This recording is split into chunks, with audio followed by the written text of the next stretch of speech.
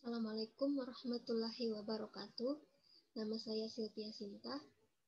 Dan di sini saya akan mempresentasikan hasil penelitian saya yang berjudul Penerapan Media Simulasi Menggunakan Physics Education and Technology terhadap hasil belajar fisika SMA 1 Katingan Hulu. Latar belakang masalah. Di sini saya menggunakan sekolah SMA 1 Katingan Hulu. Nah, di sekolah ini masih belum memiliki laboratorium yang memadai, khususnya laboratorium fisika. Alat dan bahan yang tersedia pun hanya alat-alat pengukuran seperti jangka sorong, mikrometer sekup, pegas, mistar, dan masih belum memiliki kit-kit lainnya. Sehingga praktikum sulit dilakukan karena memang keterbatasan dari fasilitas laboratoriumnya. Kemudian, siswa juga sulit memahami materi-materi yang disampaikan. Ini dilihat dari hasil ulangan blok dan ulangan semester siswa. Rata-rata siswa masih jauh dari kriteria ketuntasan minimal. Tujuan dalam penelitian ini adalah untuk menguji pengaruh media simulasi Physics Education atau PET terhadap hasil belajar siswa pada materi alat-alat optik.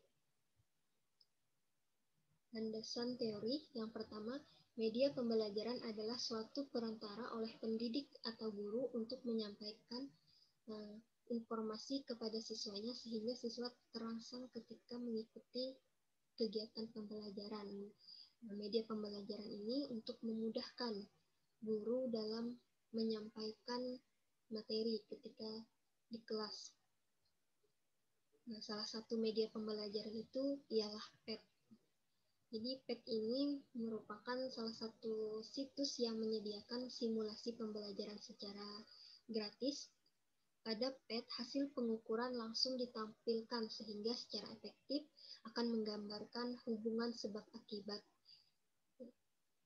dari sejumlah parameter percobaan. Simulasi PET ini dia membantu siswa memahami konsep visual. Simulasi PET menganimasikan besar-besaran dengan menggunakan grafis dan kontrol intuitif seperti klik dan tarik, penggaris, dan tombol. 3. Alat optik adalah alat yang memanfaatkan sifat cahaya, hukum pemantulan, dan hukum pembiasan. Metode penulisan, jenis penelitian yang saya lakukan merupakan penelitian tindakan kelas di mana diberikan suatu tindakan pada suatu kelas, kemudian melihat hasil setelah diberikan tindakan tersebut. Penelitian ini menggunakan model kemis dan Marshall dengan 4 tahapan pada tiap siklusnya, yaitu perencanaan, planning, pelaksanaan action, pengamatan observation, dan refleksi. Di sini saya menggunakan kelas 11 MIPA 2 yang berjumlah 30. Saya menggunakan kelas 11 MIPA 1 yang berjumlah 32 orang siswa.